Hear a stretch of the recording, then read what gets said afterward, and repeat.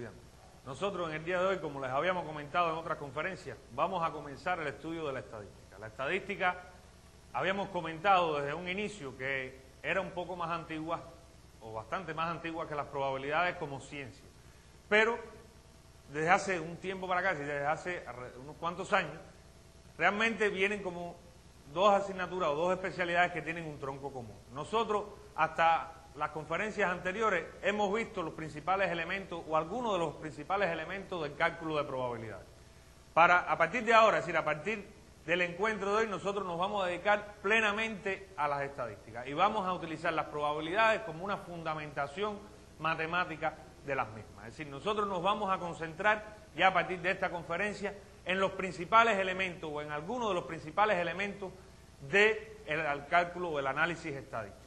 Vamos a ver cómo poder hacer transformaciones, cómo poder analizar datos, realizar estimaciones, etcétera, que nos permitan a nosotros, dado un problema real, dado una investigación que estemos realizando, poder entonces tomar decisiones y aplicar el cálculo estadístico a todas estas cosas. ¿Cuáles serían los elementos esenciales que nosotros vamos a ver en la clase de hoy?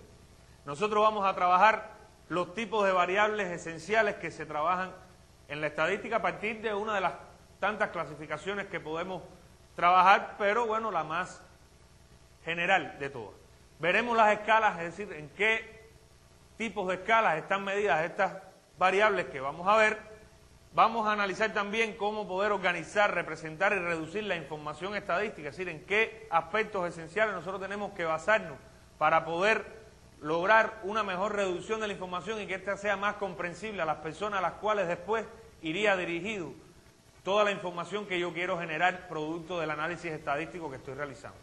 Vamos a ver también las tablas de distribución de frecuencia, que son precisamente las tablas esenciales que se trabajan dentro del marco estadístico para poder reducir la información y tratar de sacar la mayor cantidad de datos posible de una manera condensada y reducida. Y además hablaremos acerca de los gráficos, es decir, diferentes gráficos que yo puedo trabajar y las medidas estadísticas que yo puedo trabajar dentro de un conjunto de datos. Es muy importante que nosotros seamos capaces de conocer e interpretar de manera básica los elementos esenciales de estadística. Nosotros podemos verlo desde dos puntos de vista. Un primer punto de vista para nuestra propia investigación, es decir, cada vez que nosotros queramos hacer una investigación científica realmente fundamentada, que tenga bases sólidas, nosotros tendremos obligatoriamente que recurrir al análisis estadístico. De diferentes maneras, ya sea con una mayor presencia, con una presencia menor, pero siempre vamos a tener que recurrir, si queremos hacer una cosa realmente seria, al análisis estadístico.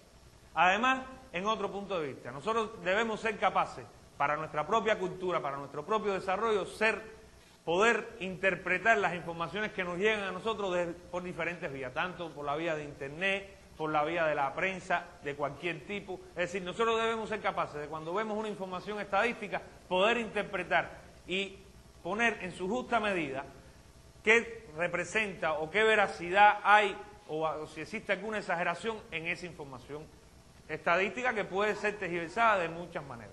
Yo les quiero mostrar algunos ejemplos para que ustedes vean cómo nosotros podemos la información tergiversarla.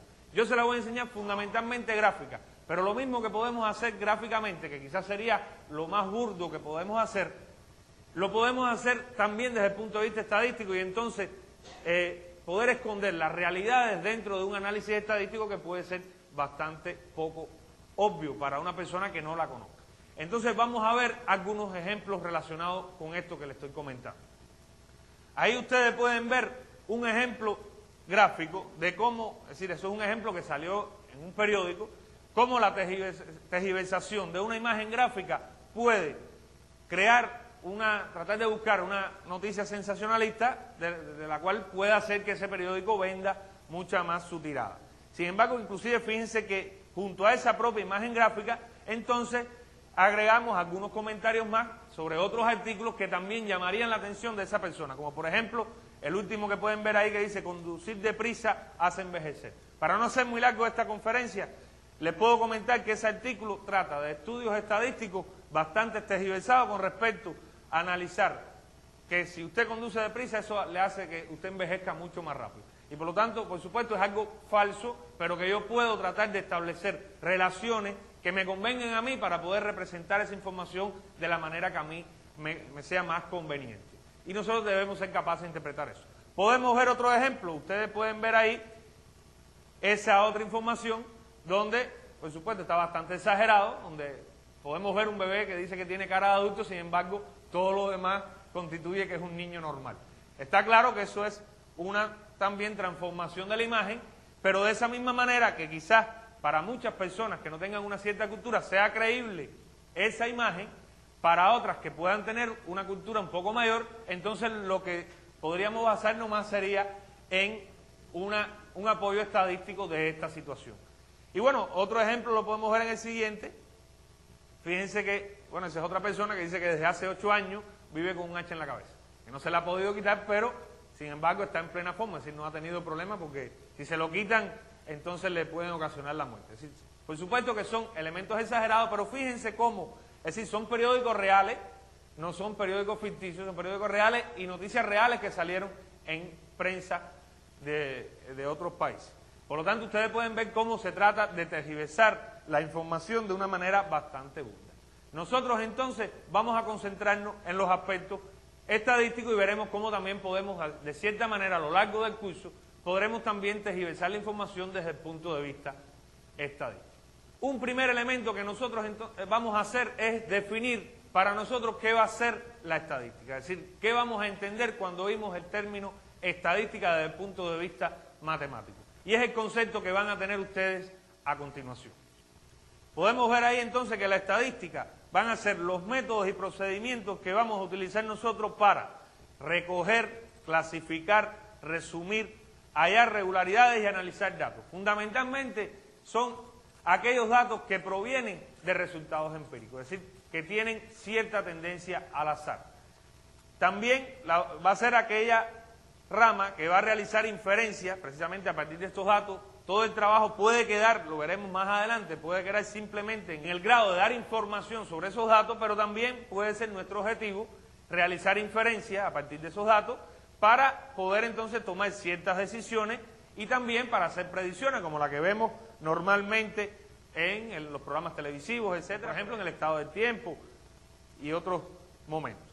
Ahí pueden ver entonces que nosotros tenemos dos elementos esenciales de la estadística. ¿Por qué? Porque precisamente la estadística, para su estudio, nosotros podemos dividirla en dos ramas esenciales, que son las siguientes. Si nosotros vamos a dividir para su estudio la estadística en dos partes, la llamada estadística descriptiva y la llamada estadística inferencial.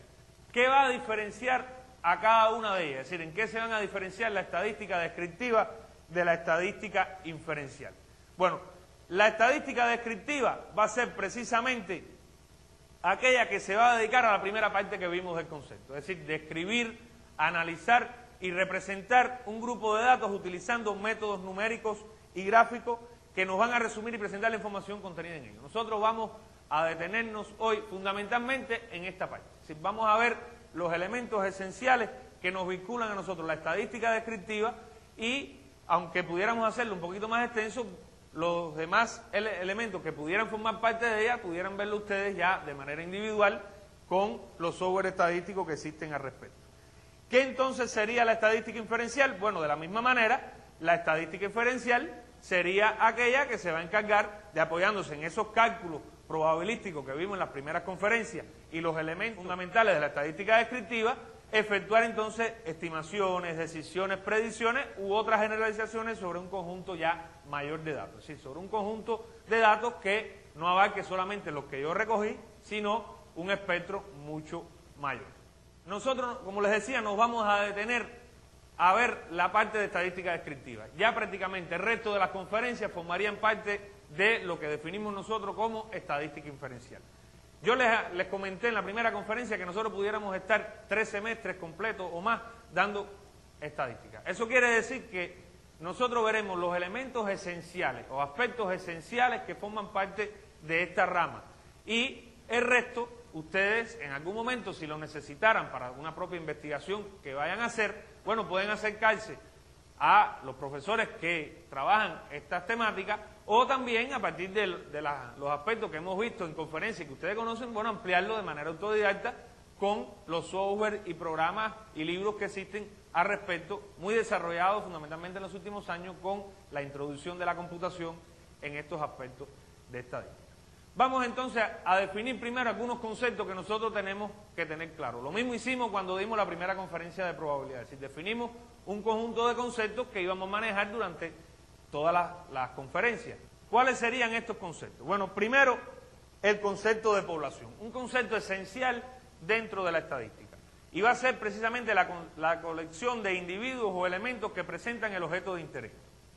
Fíjense que hablamos de individuos o elementos que presentan el objeto de interés, porque estos pueden ser tanto seres vivos como seres inanimados. Es decir, va a ser los individuos que para nosotros son objeto de estudio. ¿Qué le vamos a llamar nosotros entonces? Censo. Bueno, para nosotros va a ser el censo cuando observamos y estudiamos todos los elementos que componen la población. Todos recuerdan, por ejemplo, en nuestro país se realizó un censo de población. ¿Por qué se le llamó censo? Porque recogió la información de todos los habitantes de nuestro país. Como la población de interés eran los habitantes de Cuba y se le hizo o se le recogió información precisamente a todas esas personas, entonces desde el punto de vista estadístico para nosotros, a eso le llamamos censo. ¿Qué otros conceptos serían importantes manejar?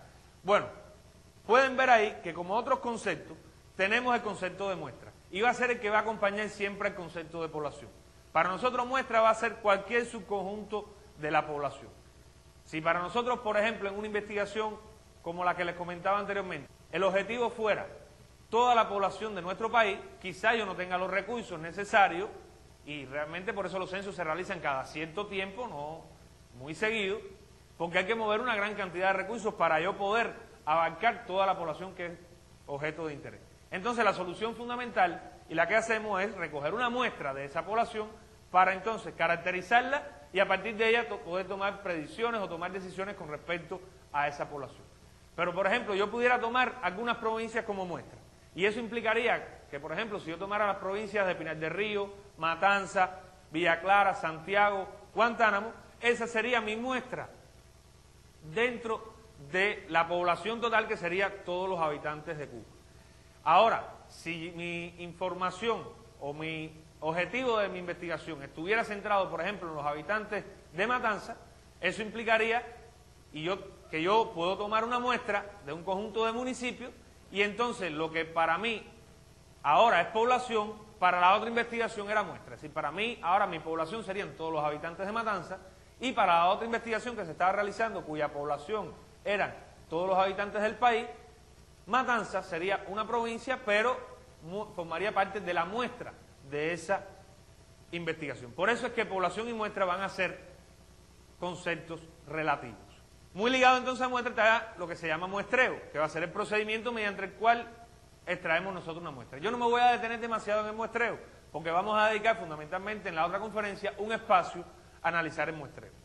Y entonces, ¿a qué le vamos a llamar nosotros característica? Para nosotros característica va a ser el signo o detalle que interesa observar en la población. Es decir, yo puedo observar un individuo y entonces, para mí, la muestra mía estaría formada por un conjunto de individuos. Ahora, esos individuos yo le puedo medir varias características. Pudiera ser, por ejemplo, el sexo, pudiera ser, por ejemplo, la edad, pudiera ser la estatura, pudiera ser el peso. Es decir, dentro de un mismo objeto de estudio, yo puedo medir un conjunto de características. Partiendo entonces de esto, eso quiere decir de que yo, al tener una investigación, tendría una población bien definida, que tiene que estar bien definida, es decir, no puede haber ambigüedades en la definición que haga de población, y una muestra en general que yo saco de esa población. Pudiera ser que si mi objetivo simplemente es describir los aspectos esenciales de esa población, bueno, yo no necesito hacer un muestreo. Un caso clave es, por ejemplo, lo que se hace en el béisbol. Es decir, en el béisbol estamos haciendo constantemente estadística descriptiva de manera general y casi siempre abarcamos toda la población. Es decir, todos los jugadores que juegan en el campeonato están siendo objeto de análisis estadístico. Y entonces no tiene sentido en general, para dar la información que yo doy, bueno, sacar una muestra de ese conjunto de jugadores. Para mí simplemente están todos y esos son con los valores que yo trabajo. Ahora, estas características que yo les mencionaba se recogen a través de las llamadas variables estadísticas. ¿Cómo nosotros entonces vamos a definir o qué concepto vamos a dar para trabajar de variable estadística? Y sería el concepto que vamos a ver entonces a continuación. Se denomina entonces para nosotros variable estadística el conjunto de los valores que puede tomar un carácter extra. La vamos a representar generalmente por letras latinas, generalmente X, Y, etcétera, y por los valores que toma, y los valores que toman se van a representar X1, X2, X3, es decir, hasta N, donde sería el número total de individuos que yo voy a medir dentro de mi muestra, o el número total que sería muestra o población en dependencia de sobre quién yo esté trabajando. Ahora, estas variables pueden ser de diferentes tipos. Existen muchas clasificaciones de variables. Nosotros vamos a trabajar una de ellas, que además es la que ustedes tendrían en el libro de texto y es la más usada. ¿Cuáles serían los tipos de variables esenciales? Bueno, el primer tipo de variable que nosotros vamos a ver es las llamadas variables cualitativas. ¿A qué le vamos a llamar nosotros variables cualitativas? Bueno, son aquellas variables que describen una condición o cualidad. Se van a utilizar palabras en general para referirse a ellas. Y le llamaremos entonces modalidad a cada uno de los diferentes valores que puede tener esa variable.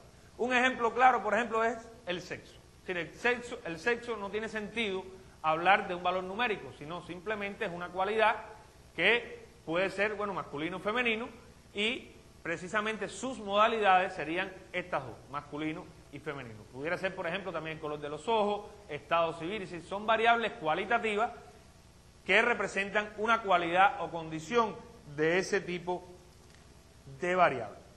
Ahora, ¿qué otro tipo de variables nosotros vamos a definir? Las llamadas variables cuantitativas. ¿Cuáles van a ser las variables cuantitativas? Bueno, aquellas precisamente que toman entonces valores numéricos y yo puedo medirlas. Tienen por ahí ejemplos como puede ser altura, peso, edad, tiempo, la capacidad de un hotel, el número de habitaciones de un hotel, es decir, todas esas serían variables cuantitativas. Estas variables cuantitativas nosotros las vamos a dividir en dos tipos, que ya hicimos referencia a estos tipos cuando vimos el cálculo de probabilidades en la conferencia anterior. ¿Cuáles serían estos tipos de variables cuantitativas? Bueno, precisamente las variables estadísticas discretas, que ya habíamos analizado, que son aquellas cuyos valores son numerables, finitos o infinitos, y que generalmente son números enteros, que pudiera ser, por ejemplo, la capacidad de un hotel, el número de estudiantes por grupo, es decir, son valores que yo puedo contar sus diferentes valores que puede tener. Y bueno, el otro tipo que también lo analizamos de manera general, cuando vimos el cálculo de probabilidades, serían las variables cuantitativas, que como pueden ver ahí, serían aquellas que pueden tomar al menos, teóricamente, cualquier valor de un intervalo fijado previamente. Fíjense que ponemos ejemplo longitud, tiempo, peso, y les pongo edad entre comillas. ¿Por qué les pongo edad entre comillas? Porque edad, desde el punto de vista teórico, sería una variable continua. Lo que pasa es que de forma práctica es una variable discreta, porque a nadie se le ocurre decir que usted tiene, cuando van a decir la edad suya, que usted tiene 15 años con 4 meses, 3 días y 6 horas de vida. Es decir, o decimos que tiene 15 o decimos que tiene 16. Es decir, no, aunque ella en teoría siempre está cambiando su valor, pero nosotros la hacemos discreta, es decir, la discretizamos a la hora de trabajarla desde el punto de vista estadístico. Entonces, vamos a ver junto a esto algunos tipos de escalas que pueden estar medidas estas variables. Es decir, las variables son de este tipo, pero en general las variables pueden estar medidas en diferentes escalas. ¿Cuáles serían estas escalas? Bueno, las escalas esenciales son las siguientes. Primero está la llamada escala nominal. Para nosotros, ¿cuál va a ser la escala nominal? Van a ser aquellas variables cualitativas, es decir, variables medidas en escala nominal, van a ser aquellas variables cualitativas de cuyos valores yo lo único que puedo decir es que son diferentes. Lo esencial en las variables estas cualitativas, ustedes van a saber después que cuando veamos los demás tipos de escalas, que su elemento fundamental es que son cualitativas y que no se pueden ordenar, ¿no? O no tiene sentido hablar de orden en esas variables. Por lo tanto, pueden ver ahí, por ejemplo, sexo, es decir, sexo yo puedo, está claro que es una variable cualitativa, ya lo habíamos analizado, pero no tiene sentido hablar de orden en sexo, simplemente que tiene diferentes modalidades. Al igual que, por ejemplo, tipos de bebida, es decir, tipos de bebida, yo puedo clasificarlas de muchas formas, pero en ninguna tendría sentido hablar de un orden de tipos de bebida. Si habláramos, por ejemplo, precio de bebida, ya eso sería otra cosa. Ya ahí sí pudiera yo establecer un orden con respecto a eso. ¿Qué otro tipo de escala en general se pueden medir? Bueno, está la escala ordinal. ¿Cuál es la escala ordinal? Puramente ordinal. Son aquellas variables que también son cualitativas, pero sus valores yo, además de saber que son diferentes y que tienen diferentes modalidades, los puedo solamente ordenar.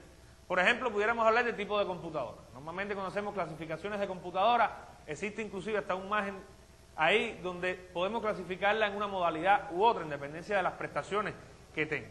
Pudiera ser, por ejemplo, la categoría de un hotel, en dependencia del lugar donde estemos. Bueno, los requisitos para categorizar un hotel pueden ser mayores o menores y, bueno, son valores cualitativos que además yo sí puedo ordenar. Está claro que quizás yo como un cliente no sepa cuáles son las características esenciales, pero sí sé que un hotel, por ejemplo, 5 estrellas es mejor que un hotel que tiene solamente, por ejemplo, 3 estrellas.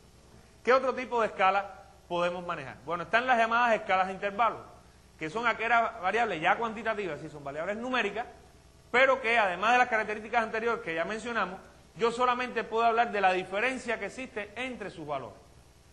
Ejemplo clásico de variable de intervalo o medida de escala de intervalo es la variable de temperatura.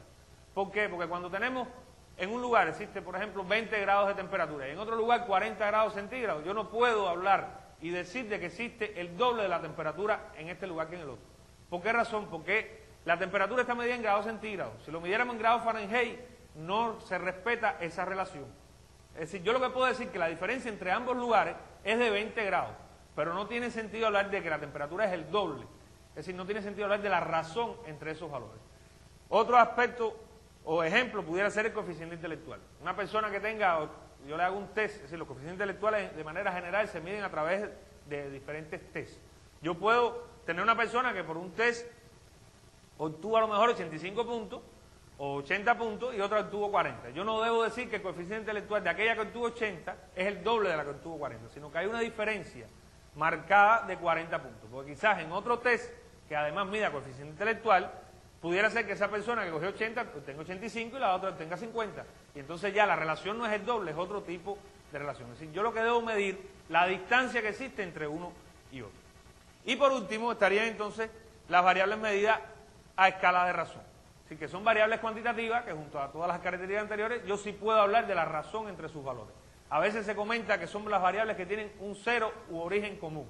Por ejemplo, la longitud, peso, si hay algo que pesa 40 kilos y otra cosa que pesa 20 kilos, está claro que una sí pesa el doble de la otra. Así yo lo mida en otras unidades de medida, como por ejemplo libra, que no es precisamente del mismo tipo de kilogramos, estaría o tendría la misma razón entre ellas. Las edades igual, así yo mida en años, en meses, en horas. Eso implica entonces que nosotros con estas ideas podemos saber, cuando tenemos una investigación científica, a qué variables nos estamos refiriendo. Una vez definidos entonces estos aspectos, nosotros queremos, antes de ya pasar directamente a ver ya la forma de organizar estos datos, como yo les decía anteriormente, quisiera que ustedes primero se ubicaran en qué contexto nosotros nos estamos moviendo. Es decir, cuando uno estudia algo, debe conocer en qué contexto uno está para saber en qué momento pudiera aplicar las cosas que está mirando. Y entonces nosotros, yo les decía, como un objetivo esencial del análisis estadístico, poder conocer dentro de una investigación cómo poder aplicar estas ideas. Y eso está basado en qué elementos componen o qué forma de investigación trabaja el método científico. Estos tipos o estas partes en las cuales nosotros podemos dividir el método científico para su trabajo serían las siguientes. Como ustedes pueden ver ahí, el método científico, es decir, el razonamiento del método científico lo compone dos maneras de hacerlo. Es decir, desde el punto de vista deductivo, lo podemos hacer de forma deductiva, es decir, de lo general a lo particular, o de forma inductiva, de lo particular a lo general. En la investigación empírica, es decir, donde intervienen elementos de azar y donde nosotros vamos a aplicar fundamentalmente el análisis estadístico, utiliza ambas formas de razonamiento. Y entonces nosotros vamos a ver cuáles serían las etapas del momento en el cual yo aplicaría como tal el método estadístico. Estas etapas serían las siguientes. Es decir, dentro de una investigación, las etapas que componen el método estadístico son las que ustedes pueden observar ahí.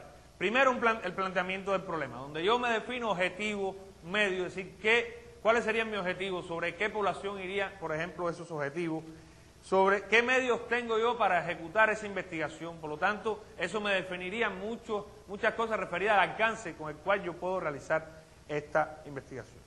Un segundo aspecto sería entonces la construcción del modelo estadístico, donde intervendrían los elementos de cálculo de probabilidades que nosotros analizamos en las primeras dos conferencias. Es decir, a la hora de yo construir qué modelo estadístico yo pienso hacer, qué voy a realizar como tal, entraría ahí los aspectos esenciales vistos dentro del cálculo de probabilidades.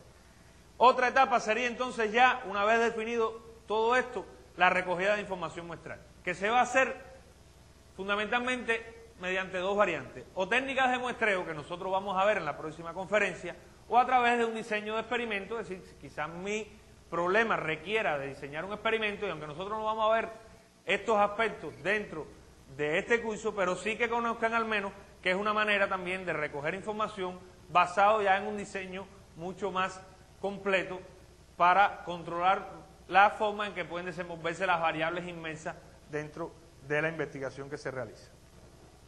Una cuarta etapa, que es la llamada depuración de la muestra, es decir, cada vez que se recoge muestra en cualquier tipo de investigación, está bastante contrastado que de un 3 a un 5% de la muestra está bastante distorsionada. Eso puede estar dado por muchas razones, desde malas mediciones hasta elementos que realmente no me aportarían nada por el hecho de tenerlos dentro de esa muestra que yo haya recogido anteriormente.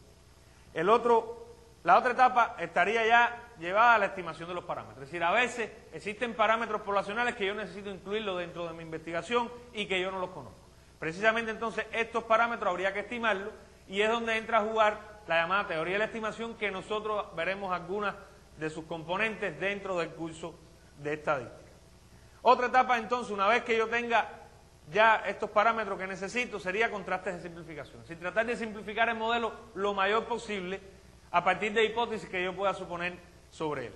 Y vienen los llamados contrastes de hipótesis, que es otra parte de la estadística que nosotros también tocaremos durante este curso. Y como una séptima etapa, la llamada crítica o diagnosis del modelo, que es volver a realizar un análisis de los datos y ver si el modelo aplicado a partir de las estimaciones que realicé, de las hipótesis que pude contrastar o no, ver si el modelo realmente es útil para los elementos que yo quería hacer. Y una vez entonces que yo esté en esta situación, pasaríamos a tomar la decisión de si ese modelo realmente sería el modelo adecuado o no, y haría entonces las previsiones o decisiones o toma de decisiones en dependencia de cuál haya sido el objetivo final de la investigación que yo estuve realizando. Esas serían las etapas básicas que compondrían el método estadístico. En estas previsiones y decisiones también forman parte aspectos esenciales de la estadística que nosotros veremos algunos también ya prácticamente al final de las conferencias, es decir, en la última parte ya del curso. Entonces, teniendo estos elementos, estamos en condiciones de entrar como tal en ver ya qué elementos compondrían o formarían parte del aspecto esencial inicial que queríamos formular, que es la organización, representación y reducción de la información estadística. Nosotros podemos ver que existen muchas variantes para organizar, representar y reducir información estadística. La idea es que yo tenga un conjunto de datos que pueden estar recogidos de una muestra o recogidos de una población, como les comentaba anteriormente, y yo quiero esos datos que lo tengo vírgenes, nosotros veremos que le vamos a llamar a esos datos puramente recogidos, datos primarios, yo quiero organizarlos, representarlos de manera que puedan ofrecer una información mucha más lógica de lo que yo quiero expresar. Porque esos datos de manera pura pueden ser, imagínense, pueden ser 500 datos, 800, 1000, 10.000, 1 millón. Si hablamos del censo, por ejemplo, estaremos hablando prácticamente 11 millones y pico de datos. Organizarlo de una manera que puedan representar mucho mejor la información que yo quiero transmitir. Eso se haría a través de las llamadas tablas de distribución de frecuencia. Estas tablas de distribución de frecuencia es la forma de organizar de manera clásica esta información. Y nosotros vamos a centrarnos entonces en sus ideas esenciales. Existen, como les decía, muchos tipos de tablas y maneras de organizar la información. Nosotros vamos a expresar la manera más clásica de hacer esto, es decir, a través de las tablas de distribución de frecuencia, que es la forma más clásica de realizar esto. Con la introducción de la computación, la estadística se ha desarrollado mucho, es decir, la estadística ha avanzado grandemente. Y entonces la computadora permite tablas que, además de representar la información, teniendo en cuenta los aspectos que vamos a analizar ahora dentro de las tablas de distribución de frecuencia, que estas tablas además reflejen los elementos esenciales, pero de una manera mucho mejor visual. Y entonces esto permite, es decir, existen muchos graficadores, muchos software ya dedicados fundamentalmente a la representación de la información, donde nos permiten, además de las tablas clásicas estas que vamos a analizar nosotros, bueno, construir tablas un poquito más complejas, pero que además la forma visual sea mucho más agradable y quizás una persona que no conozca algunos elementos de estadística pueda comprender mucho mejor, quizás mediante un grafiquito, mediante una imagen un poco más pequeña, la información que se quiere transmitir.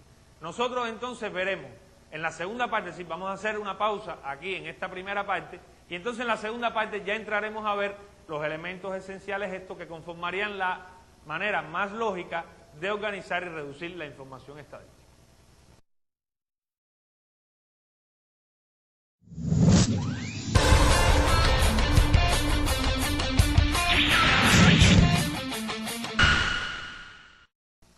Bueno, bien, en la primera parte yo les decía que íbamos a ver algunos aspectos esenciales que nosotros nos era necesario que ustedes conocieran, primero para que entendieran los diferentes conceptos y explicaciones que vamos a dar nosotros durante el curso de estadísticas que iniciamos con esta conferencia. Es decir, anteriormente vimos el punto de partida de probabilidad y bueno, a continuación comenzamos la parte estadística. Y además porque era necesario que ustedes conocieran sobre qué medio, es decir, en qué lugar nos estamos moviendo nosotros para que sepan hacia dónde vamos a dirigir las ideas esenciales.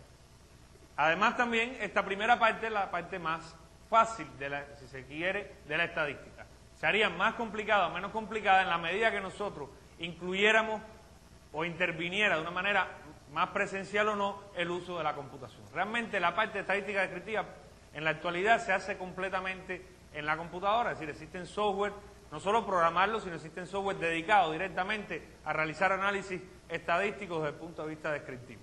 Y además es muy importante la presencia también del ingeniero informático, puesto que existen ya aplicaciones específicas, como por ejemplo la que tiene el béisbol, que necesita ya de no solo un software profesional estadístico, sino un software profesional estadístico dedicado a la estadística que llevaría ese tipo de deporte, etc.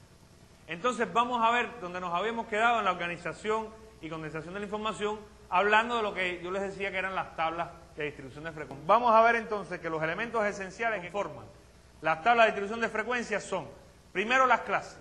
¿A qué le vamos a llamar nosotros las clases? Las clases van a ser precisamente los diferentes valores que tiene la variable. Además, a cada clase le vamos a vincular la llamada frecuencia absoluta. Simplemente la frecuencia absoluta es el número de veces que se repite el iésimo elemento de la variable. Es decir, vamos a contar en general la cantidad de veces que se repite esa clase o ese elemento que pertenece a esa clase. Otro elemento esencial que compone esta tabla es la llamada frecuencia relativa, que la trabajamos intuitivamente en la conferencia anterior para referirnos a la definición frecuencial de probabilidades. La frecuencia relativa no va a ser más que la frecuencia absoluta de la clase dividida por el total de elementos. Es decir, hallar una frecuencia, pero relativa a la cantidad de elementos que yo tengo dentro de mi muestra o población, en dependencia de sobre quién yo esté realizando esa tabla. Además, de manera opcional, pudiéramos tener, y también no podríamos hacerlo para todo tipo de variables, pudiéramos agregar dos grupos más de frecuencias, que son las llamadas frecuencia absoluta acumulada, que no va a ser más que la frecuencia absoluta de la clase a la cual yo estoy refiriéndome, más las frecuencias absolutas de las clases anteriores, es decir, más las clases anteriores, sus propias frecuencias. No es más que ir acumulando precisamente las frecuencias absolutas. Una idea parecida a lo que vimos como distribución, funciones de distribución que analizamos en el cálculo de probabilidad. Y bueno, la frecuencia relativa acumulada que cumple la misma función. Vamos a ver esto para una mejor comprensión a través de un ejemplo. Supongamos que yo tengo lo siguiente. Nosotros para ver el ejemplo vamos a analizar dos ejemplos esenciales. Primero, cuando yo tengo una variable que tiene pocos valores diferentes. Es decir, una variable que pudiera ser cualitativa, pudiera ser cuantitativa, pero su esencia es que si es cualitativa, sus modalidades, si es numérica, sus valores numéricos que sean diferentes son pocos. Y vamos a ver el siguiente ejemplo. Dice, los siguientes datos recogen el número de ausencias en el último semestre de los 100 trabajadores de un pequeño centro laboral. Es decir, yo tengo recogida el número de ausencias en el último semestre de esos 100 trabajadores.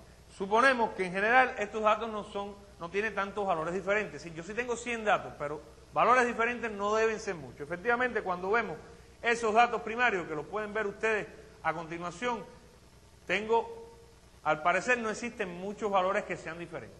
Está claro que esa tabla, como está, con sus datos primarios recogidos directamente de la muestra, no nos ofrecen una información útil que nos pueda a nosotros permitir sacar conclusiones o presentarlo a alguien como un resumen de los resultados que tiene ese centro laboral en cuanto a ausencia. Entonces, ¿qué haríamos nosotros? Precisamente establecer las tablas, la tabla de distribución de frecuencia que nosotros comentamos al inicio. Y sería de la siguiente manera, es decir, nosotros haríamos una tabla de distribución de frecuencia donde mi variable sería el número de ausencia y fíjense ahí las clases. Es decir, las clases estarían formadas por los elementos diferentes o los valores diferentes de la variable, que serían 0, que implicaría 0 ausencia, es decir, ahí estarían agrupados aquellos trabajadores que no tuvieron ninguna ausencia durante ese semestre, 1, 2, 3, 4 y 5, es decir, hasta 5 ausencias, que es los datos que recogen, y agregamos el valor 20 porque, bueno, existe un trabajador que tuvo 20 ausencias. Si nosotros estuviéramos haciendo un análisis quizá, por ejemplo, de una empresa y lo que tuviéramos fuera no todos los trabajadores, sino una muestra de esos trabajadores, entonces ese valor 20 nosotros deberíamos, por ejemplo, analizarlo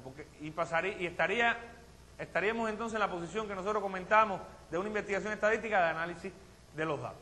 ¿Por qué? Porque ese valor 20 pudiera estar ocasionado por un certificado médico, un accidente de trabajo quizás que hizo que ese trabajador tuviera que ausentarse 20 días de trabajo, y entonces eso me afectaría la información real que yo pudiera ofrecer sobre el trabajo de esa empresa. Ahí están, y bueno, como hicimos al inicio, representaría la frecuencia absoluta, es decir, representaría cuántos valores yo recogí que pertenecen a esa clase. Eso quiere decir, por ejemplo, que existen 22 trabajadores que tuvieron 3 días de ausencia, o 3 ausencias a su trabajo.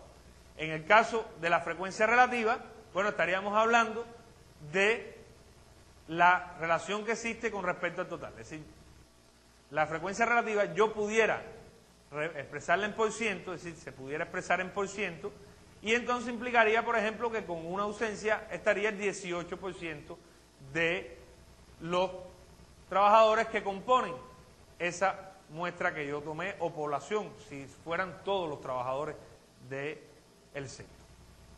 En el caso de las frecuencias acumuladas, que ven ahí tanto la absoluta acumulada como la relativa acumulada, bueno, lo que me permiten es hablar de una manera que abarque un conjunto de clases. Por ejemplo, si se fijan ahí, para el valor 3 obtengo 60, es decir, tengo como frecuencia absoluta acumulada el valor 60. Eso implicaría que con 3 ausencias o menos, bueno, yo tendría 60 trabajadores. Y eso representaría un 60%. En este caso coincide porque fíjense que el valor total es 100. Sin embargo, si no, no tendría por qué coincidir el valor del número de elementos que lo componen y el valor de la frecuencia relativa en cuanto a por ciento. Eso está dado simplemente porque la cantidad total que tomamos fue de 100. Ahora, esta es una manera de representarlo desde el punto de vista numérico, pero yo también pudiera representarlo a partir de un conjunto de gráficos. ¿Cuáles serían los gráficos más usuales? Aunque ya les digo que yo puedo buscar gráficos un poco más vistosos. ¿Cuáles serían los gráficos más usuales para representar la información para este tipo de variables? Bueno, los gráficos fundamentales serían primeramente el llamado diagrama de barra, con todas sus variantes acompañantes. El diagrama de barra no es más que representar en un eje de ordenada las clases, y en el eje de las abscisas pueden estar las frecuencias relativas o también las frecuencias acumuladas. ¿Cuál sería un ejemplo de este gráfico? Bueno, lo podemos ver ahí. ¿Por qué le digo variante? Porque yo puedo tener gráficos de este tipo, puedo hacer las barras un poco más estrechas en dependencia de las posibilidades que me permita el graficador.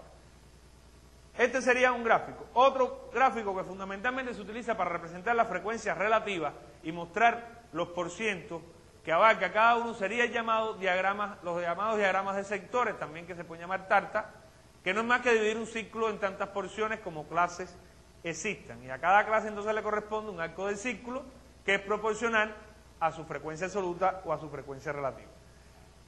Nosotros podemos ver, hemos hecho muchos gráficos de eso, y seguro ustedes en Excel, por ejemplo, han hecho alguna vez un gráfico de este tipo. Ese gráfico lo podemos ver representado de esta manera. Es decir, este sería un tipo de gráfico de tarta. También se le dice a veces gráfico de pastel. Y en muchas ocasiones, cuando se quiere resaltar alguna información o alguna porción de ese tipo de diagrama, bueno, lo que se suele es como despegar un poco la cuña a la cual yo necesito o quiero darle mayor realce. Bien, esta sería una manera de nosotros poder representar la información para este tipo de variables que tiene pocos valores diferentes. ¿Por qué lo agrupamos de esta manera? Porque si tiene pocos valores diferentes, a mí me es posible hacer una tablita como esa que ustedes vieron, y en una tabla relativamente pequeña yo puedo agrupar toda esa información. El problema está que cuando yo tengo entonces una variable numérica que tiene muchos valores, pudiera ser, por ejemplo, que yo esté manejando dentro de una cierta empresa o un cierto centro laboral una variable edad. Esa variable edad puede cubrir un rango de valores bastante grande. Inclusive, si pensamos que pudiera existir hasta personas de práctica en ese lugar, pudiéramos estar hablando hasta un rango de 15 años, hasta un rango de 70, 80 años quizás, pudiendo tener compañeros que aún no se hayan jubilado y sigan trabajando en ese lugar. Y eso haría que si yo representara esa información de esa manera, entonces me quedaría bastante grande. Y al igual entonces los gráficos tampoco tendrían mucho sentido. Nosotros vamos entonces a ver cómo yo pudiera hacer esto para resolver el problema de tener una tabla muy grande. Además, les comentaba que los gráficos yo puedo hacerlo de una manera un poco más vistosa y también representar la información de manera adecuada. Yo les traigo algunos ejemplos de gráficos, además que se pueden también trabajar, para que ustedes vean cómo yo puedo representar la información desde otro punto de vista. Bien, uno de ellos son este tipo de gráficos, son los llamados pictogramas. Los pictogramas se caracterizan porque representan una imagen o la misma imagen en diferentes proporciones de tamaño. Y los tamaños son precisamente proporcionales a las frecuencias relativas que yo tengo. Ustedes pueden ver ahí, ese es un pictograma sobre el resultado de la cantidad de personas de 3 equipos que clasificaron en un evento de surfing. Y como pueden ver ahí, representado por los diferentes colores que tenían los equipos, es decir, rojo, verde y amarillo, bueno, se representan qué equipo fue el que tuvo mayor cantidad de deportistas clasificados para la próxima fase de la competencia. Y eso lo representaron de una manera de este pictograma. Pudiéramos tener otro ejemplo como este, donde, bueno, se está representando el número de residentes y carros que tienen en cierta ciudad. Y lo hicieron de esa manera. Quizás ese gráfico, por supuesto, tendría que tener algunas aclaraciones un poco mayor para que sea más comprensible, pero fíjense que es una manera un poco más vistosa. Y además tenemos no solo pictogramas, sino otros tipos de maneras de hacer gráficos, como por ejemplo este, donde fíjense que se está representando una variable cualitativa medido de manera en general a través de sus frecuencias relativas. Cuando tengo muchas variables diferentes, yo tendría que aplicar otro tipo de procedimiento para que la tabla no me quede tan extensa. Y la idea esencial, ¿cuál es? La idea esencial es que cuando yo tengo entonces muchos valores diferentes, el único cambio que realizo es que en vez de representar las clases a través de valores particulares, yo represento las clases a través de intervalos. Intervalos los cuales me van a abarcar un conjunto de valores. ¿Cómo yo realizo de manera general este trabajo? Bueno, el procedimiento fundamental para yo formar estas clases es el siguiente. Primeramente, yo debo definir o determinar cuál es el recorrido de esa variable. ¿A qué le vamos a llamar nosotros recorrido? Bueno, la diferencia que va a haber entre el valor máximo de la variable y el valor mínimo. Eso me da a mí una idea entonces de saber entre qué valores están comprendidos la característica que yo recogí. ¿Sí? Entre qué valores máximos y mínimos está comprendido y qué rango de valores tengo ahí. Una vez que yo conozca esto, entonces yo decido o debo decidir cuántas clases yo pienso realizar. Y entonces es lo que decimos nosotros, decidir el número de clases o intervalos K, que generalmente se considera que entre 5 y 20 son los rangos o intervalos, cantidad de intervalos que hacen que la información no sea ni muy condensada ni extremadamente grande. Una vez que entonces yo decida esto, y por supuesto relacionado también con el rango que yo tengo, entonces lo que hacemos es calcular la amplitud de la clase, es decir, qué amplitud yo voy a tener para cada una de esas clases. Y entonces, esta amplitud yo la aproximo por exceso para garantizar que con la cantidad de clases que yo decidí y con la amplitud que determiné, pueda cubrir todo el conjunto de posibles valores de la variable. Esto es válido en general, aunque si fuera a hacer todo el trabajo de manera computacional, a mí me interesaría conocer el recorrido y de manera general determinar el número de clases. Ya el cálculo de la amplitud de las clases fundamentalmente lo hace el software estadístico.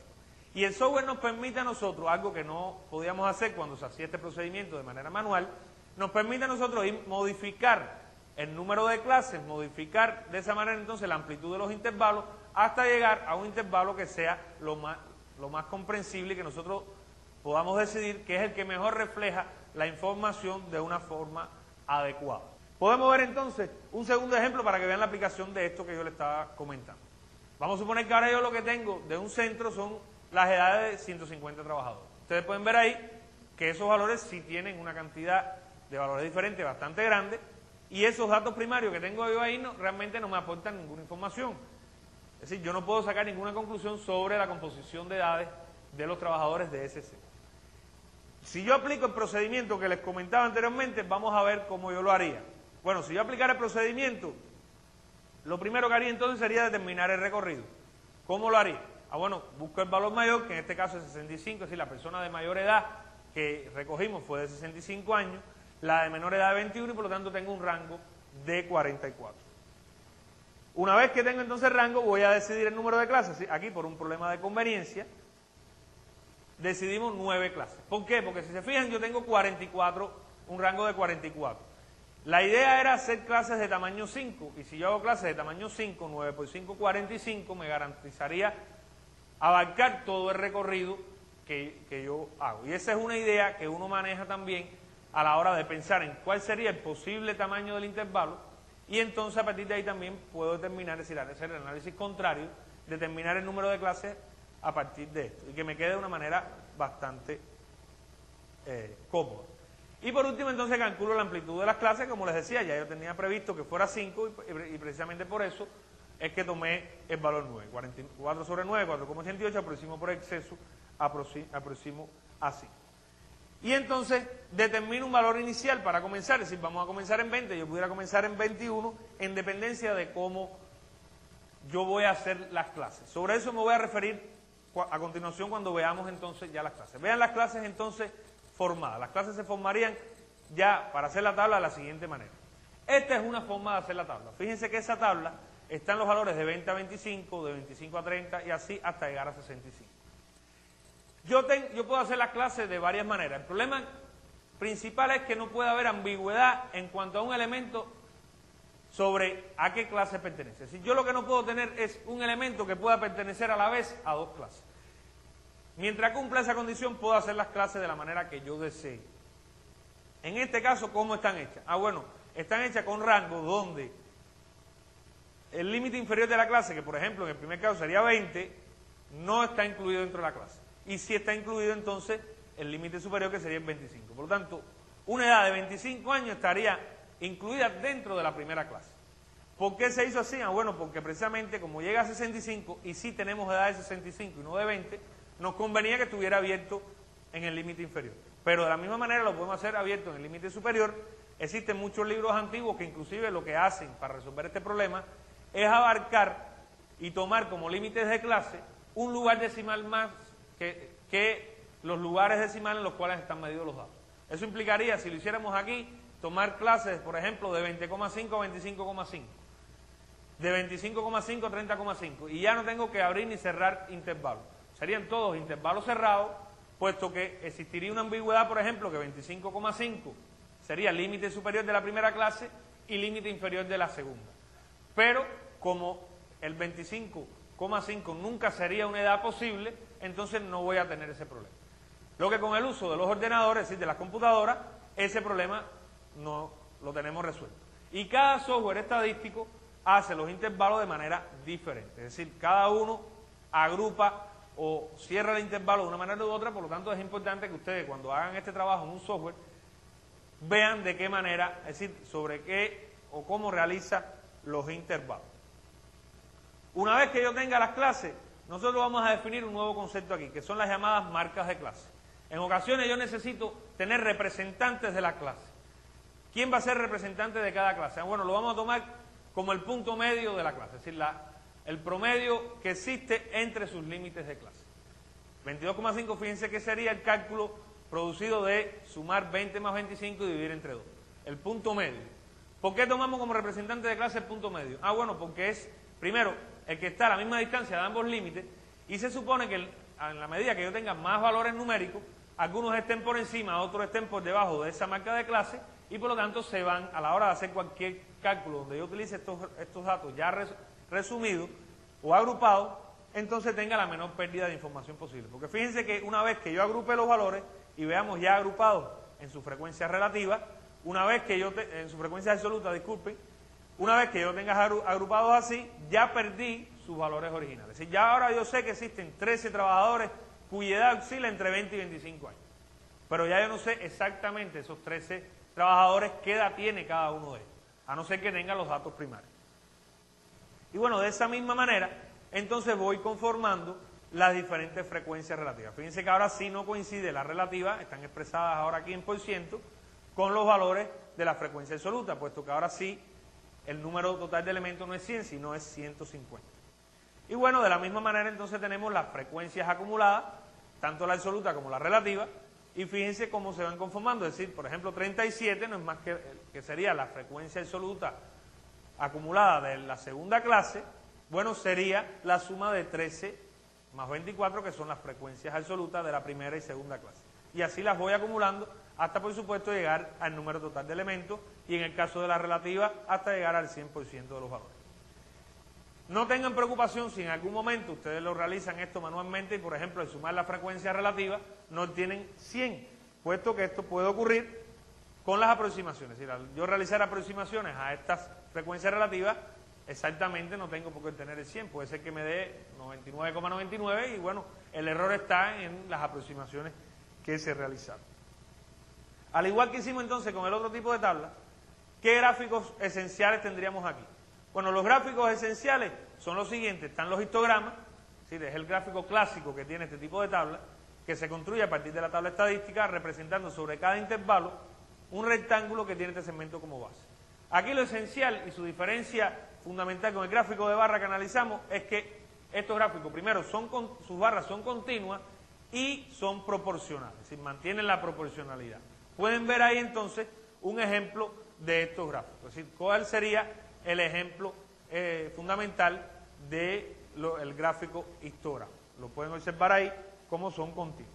Otro tipo de gráfico que yo pudiera utilizar para representar la información estaría dado por los llamados polígonos de frecuencia, que no es más que a partir del histograma unir por línea los puntos medios de los intervalos, o lo que sería lo mismo unir las marcas de clase. Esto lo pueden ver representado en esta forma. Es decir, ahí tienen un ejemplo de los llamados polígonos de frecuencia, no es más que unir los puntos medios, es decir, las marcas de clase, y me quedaría entonces una especie de polígono abierto. Aquí yo puedo representar tanto las frecuencias relativas como las frecuencias absolutas. Si yo representara las frecuencias acumuladas, entonces obtengo lo que se conoce en estadística como nombre de ojiva. Es decir, para nosotros una ojiva va a ser un gráfico que tiene su representación de manera también con líneas, pero lo que se representa son precisamente las frecuencias acumuladas, tanto relativas, pueden ser relativas como frecuencias absolutas. Este sería el trabajo esencial que yo puedo realizar a la hora de condensar la información.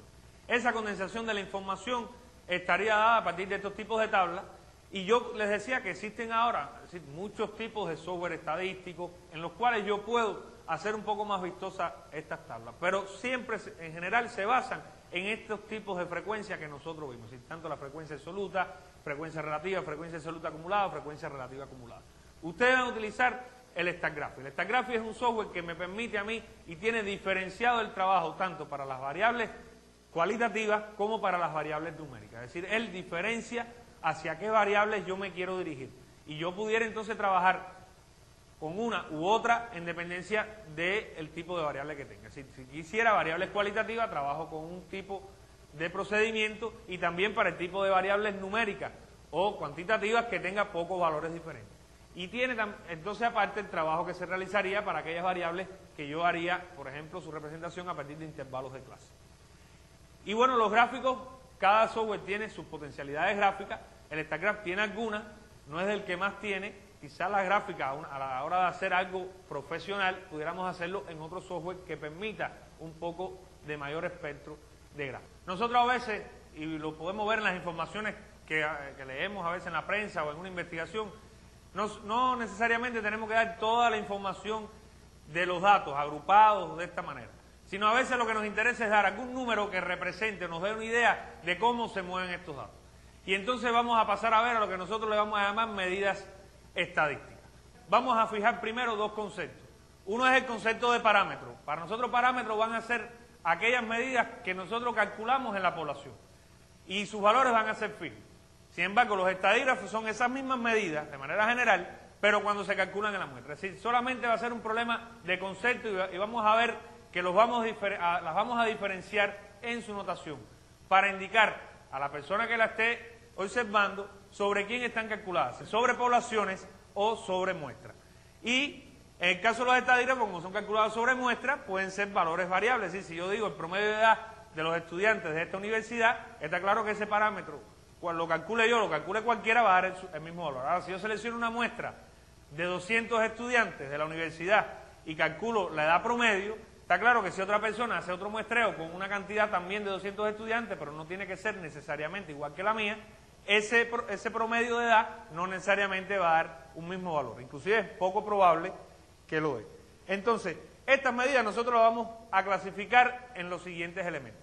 Sin medidas de posición o tendencia central, que van a ser un tipo de medidas, medidas de variación o dispersión, estos dos van a ser las llamadas medidas de primer nivel, en general en los libros se manifiestan con medidas de primer nivel, y otras medidas que son las medidas de simetría y de kurtosis, que van más bien dirigidas a la forma que tiene la distribución. En cuanto a las medidas de posición o tendencia central son aquellas medidas descriptivas que tienden a ubicarse hacia el centro de los datos de la muestra.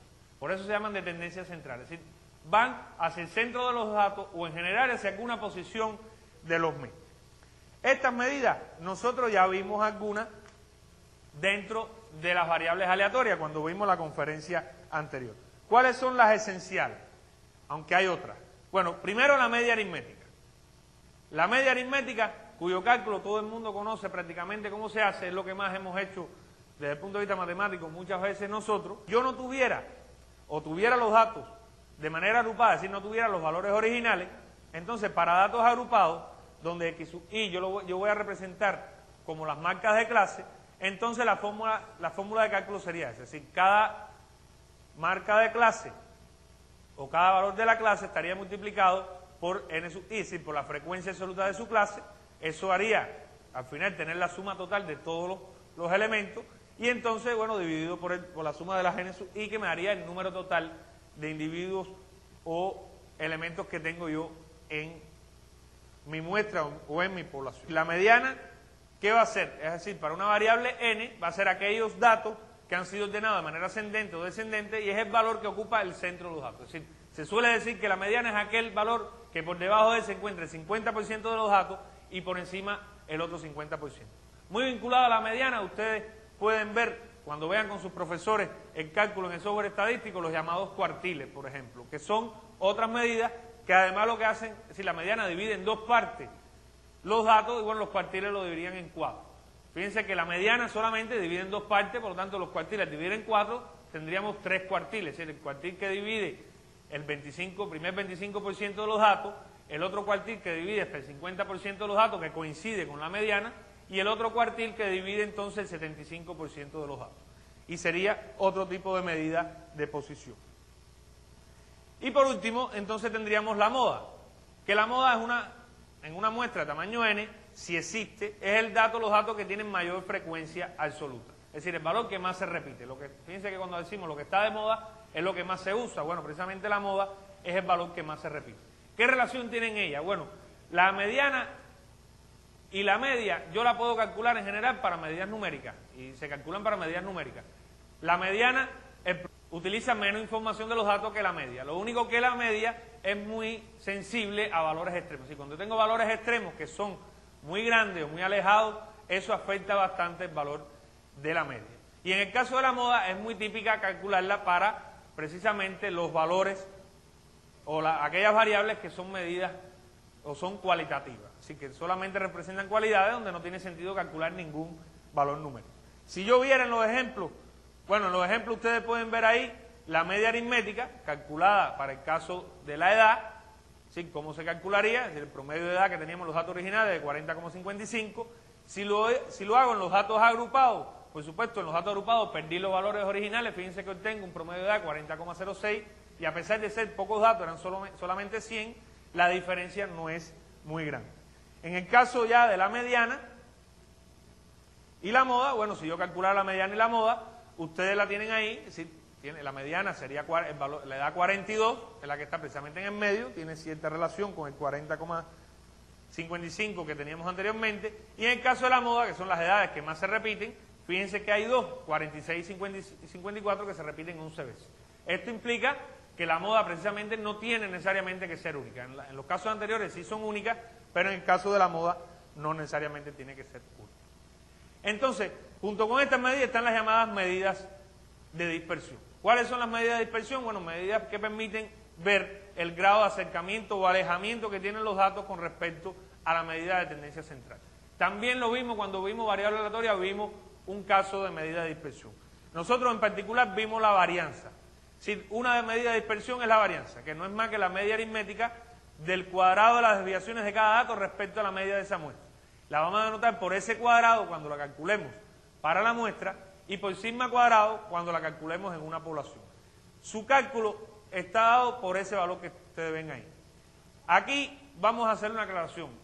Nos detendremos más en ver el cálculo de la varianza cuando estemos hablando de estimaciones y veremos por qué en algunos casos la varianza aparece dividida por n-1 y en algunos casos por n. Por el momento la vamos a dejar por n, aunque en el libro de ustedes de un inicio está con n-1, pero queremos hacer esa aclaración más adelante cuando veamos estimación. Por el momento, para nosotros, para tener una continuidad con lo que vimos en variables aleatorias, vamos a mantener que la varianza se divide por n. Esa medida de dispersión, si vamos a ver su fórmula de cálculo para los datos primarios o agrupados, lo podemos ver ahí. Es decir, las fórmulas serían para datos primarios, la forma práctica de calcularlo, aunque la forma anterior que vimos en la diapositiva que les puse anteriormente sirve también para calcular, porque es precisamente su propia definición, pero la forma de cálculo mejor es hacerla de esta manera. Si lo hacemos en un software estadístico, como es la idea que en general ustedes van a utilizar, bueno, no nos interesa tanto si los datos están agrupados o no, porque el software estadístico siempre trabajaría precisamente con los datos primarios. Muy ligado a la varianza, entonces tenemos la llamada desviación típica, que también la vimos en variables aleatorias. La desviación típica se define como la raíz cuadrada positiva de la varianza y se denota por S y por sigma. No me voy a detener aquí demasiado en explicarle lo que representa precisamente la desviación típica, porque la vimos en variables aleatorias, inclusive a través de la acotación de Chebyshev, que se las indiqué cuando trabajamos variables aleatorias. Lo único que sí quiero agregar aquí al llamado coeficiente de variación. El coeficiente de variación es una medida de dispersión igual a las demás, pero que este es una medida relativa, mientras que el otro es una medida absoluta. En general, la desviación típica se utiliza para comparar valores o variables que están medidas en la misma unidad de medida. Es decir, no tiene sentido hablar de desviación típica con dos variables, por ejemplo, una medida en kilogramos y otra que esté midiendo kilómetros. Si son medidas diferentes, donde miden magnitudes diferentes, y por lo tanto no tiene sentido decir esta variable tiene una desviación de 3 kilogramos y la otra tiene una desviación de 2 kilómetros, porque no estoy midiendo lo mismo. Y entonces no puedo saber cuál está más agrupado o no con respecto a su valor medio. Sin embargo, el coeficiente de variación, como lo que expresa es un %, sí me permite entonces a mí establecer esta relación y poder decir qué variable está más agrupada que otra. Esto es, en resumen, los elementos esenciales que nosotros queríamos manejar. Por supuesto, se nos quedan muchas cosas que pudiéramos ver, desde otros tipos de representaciones, otros tipos de gráficos, hasta otros tipos de medidas que yo pudiera aplicar. Pero las demás ustedes las pueden ver en el software estadístico. Medidas, por ejemplo, descriptivas, existen muchas. Inclusive los que conozcan de béisbol, por ejemplo, conocen que existe un coeficiente que realizamos aquí en Cuba, que es llamado coeficiente Haas, para medir el rendimiento de los peloteros en el juego. Y es un coeficiente donde se analizan algunas magnitudes para poder establecer el rendimiento. Eso lo vamos a encontrar en cualquier rama o en cualquier ámbito que nosotros estemos investigando. Y lo que tenemos que conocer entonces es, aparte de estas medidas estadísticas o descriptivas generales, bueno, saber cuáles son las medidas particulares que pueden en un momento dado también dar información del ente el cual yo estoy investigando en cierta situación. Tus profesores entonces le orientarán el estudio independiente y ya estarán en condiciones de entrar en la parte inferencial a partir de las próximas conferencias. Con esto me despido y hasta la próxima conferencia.